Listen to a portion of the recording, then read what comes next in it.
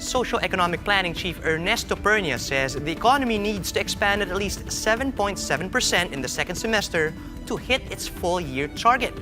That's after second quarter GDP came in at a 3-year low. Shala Francisco parsed through the numbers. The economy grew its slowest pace since 2015 after GDP came in at 6% in the second quarter of the year.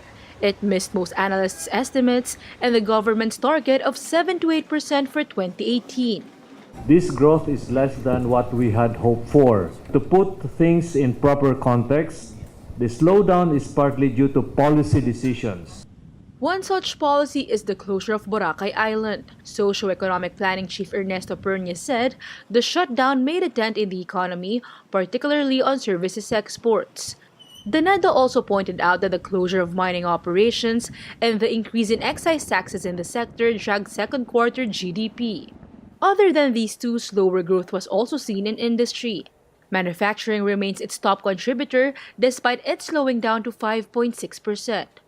But the NEDA is much more concerned with the agriculture sector, which grew marginally from April to June. Recall that the sector boosted July inflation to 5.7%, a fresh 5-year high due to lower domestic food production and rice importation delays.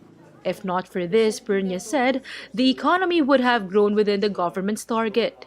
On the upside, services buoyed GDP as it expanded 6.6%, as well as construction as it grew 13.5% in the time frame. Despite this slowdown, the country is still considered as one of the fastest-growing economies in Asia next to Vietnam and China. Lumalaki pa rin yung kita niya, nakita rin namin yun na reflected also in the spending, no? So tumaas yung spending ng mga tao. Ang ibig din sabihin nun kasi is tataas ang demand for employment, no? Demand for workers. Actually nakita na natin to during the first 2 quarters na tumaas nga yung employment generation. And again, nangyayari lang yun kasi tumataas yung demand. And it's really because you want to serve a growing economy. NEDA, however, says it may take a while before Filipinos feel the economic growth.